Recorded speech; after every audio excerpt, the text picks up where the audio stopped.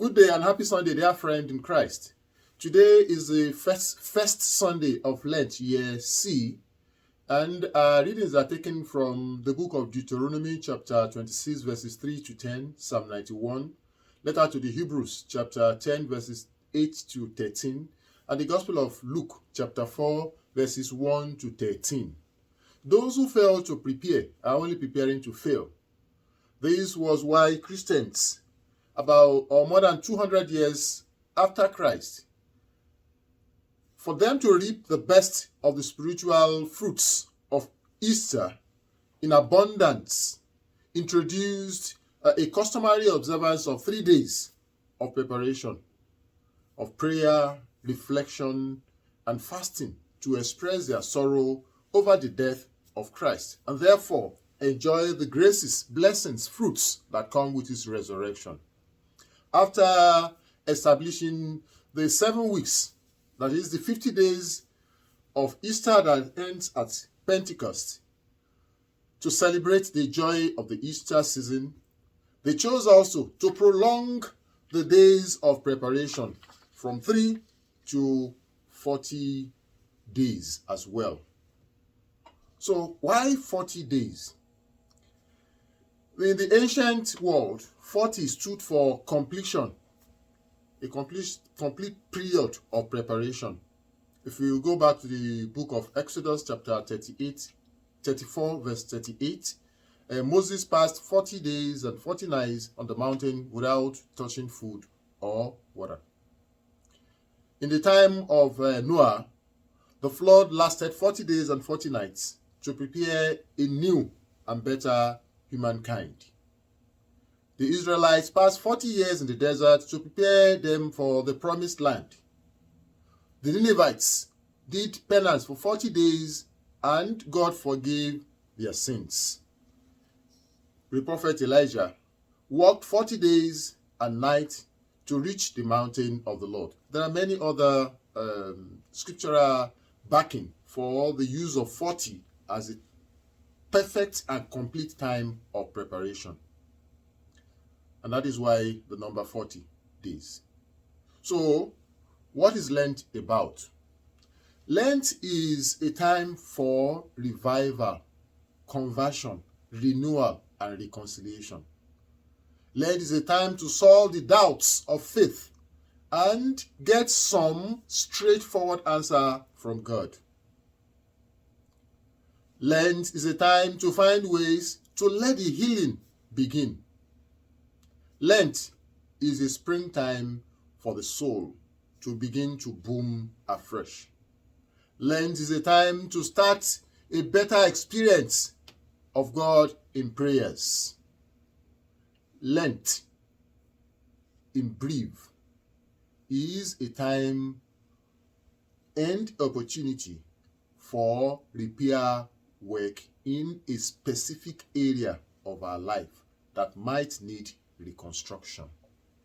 Specific area or specific areas of our life that needs reconstruction.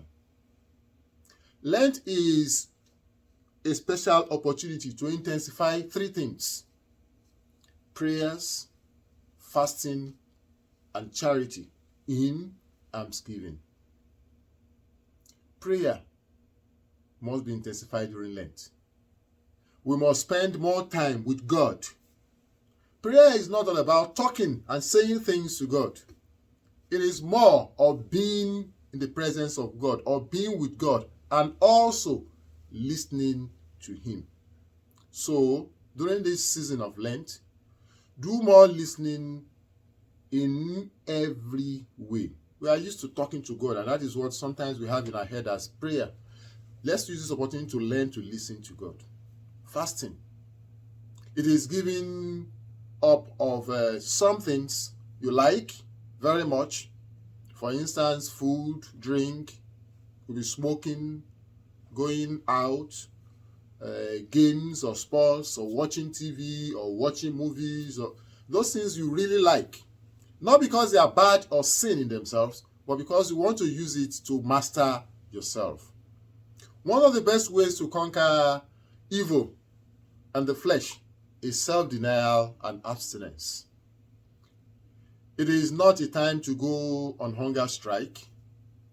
Anyone can abstain from food for whatever reasons, to slim down, to keep fit, or for health reasons, among others.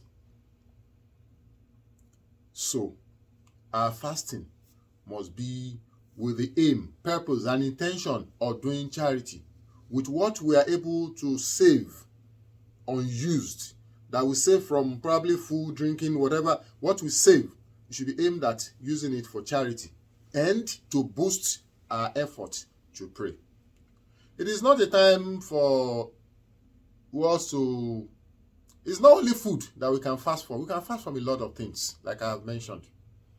Because how can somebody who usually, maybe because of work or because of status or their pockets or whatever, only eat once a day, primarily once, or in the morning and later in the evening, now claim to be fasting? And then what is new? Are you doing it because you don't have it, or because you don't feel like? No, it's because you are hungry. You normally will eat, but now you want to keep away from it. Also, how can you claim to be fasting if at the end of the day, at the close of the day, you combine the 3 meals and overeat? That's not fasting. It is not a time to save. It must be spent in helping others, in alms giving. It also involves abstinence, to fast from meat or flesh, particularly on Fridays. Almsgiving, at this time, more giving to the poor and those in need. It involves sharing with others what we have, not just our money, but our time, treasure, and talents. Food, money, clothing, energy, ideas, words, and more importantly, our time. All this must be done secretly. Our prayers, our fasting, our almsgiving. The first reading today emphasizes the fact that when we approach the Lord in sincerity of heart, He listens favorably to us according to His richness in glory. The second reading further expounds on the first, that all we have to live for and we have to do is to live out our belief in action. Those things we believe, those things we hold in high esteem about Jesus, I want to look like Him, to live them out in action. Everyone believes with the heart and confesses with their lips will be saved when they call or approach the Lord. That is what it says. Believing it with the heart, and then confessing with our lips, and then living out in action. Our gospel today is that of the temptation of Jesus in the wilderness. Temptation is a force that pulls, draw, or push us to do something, often evil, sinful, and wrong. Lent is a time to reconstruct those areas of our life with prayers, fasting, and almsgiving, that is charity. The 3 temptations are recounted to change stone to bread, to fall down and worship the devil, and to jump from the pinnacle of the temple. In each of these 3 temptations, what the devil is saying to Jesus is, come on, use what you have to get what you need. And in each case, Jesus overcomes the temptation by replying. In the first temptation, it teaches us that we should not always consider the self alone, but others first. So in each case, Jesus replies according to what the devil is asking him to do, to use what he has to get what he needs. The second, he teaches us that we should be less interested in power or authority, which we should not use to exploit others. Rather, we should use our power to serve others. In the third temptation, he instructs us to trust God always, not only when all is well.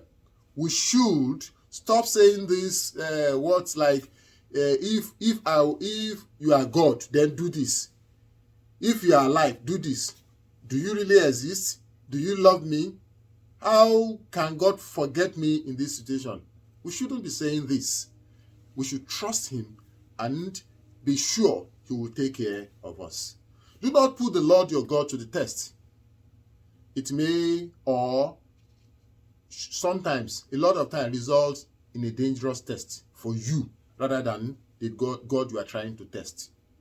If Jesus can be tested, why can't you and I be tested? But we can do what he did. We can trust God and he will see us through.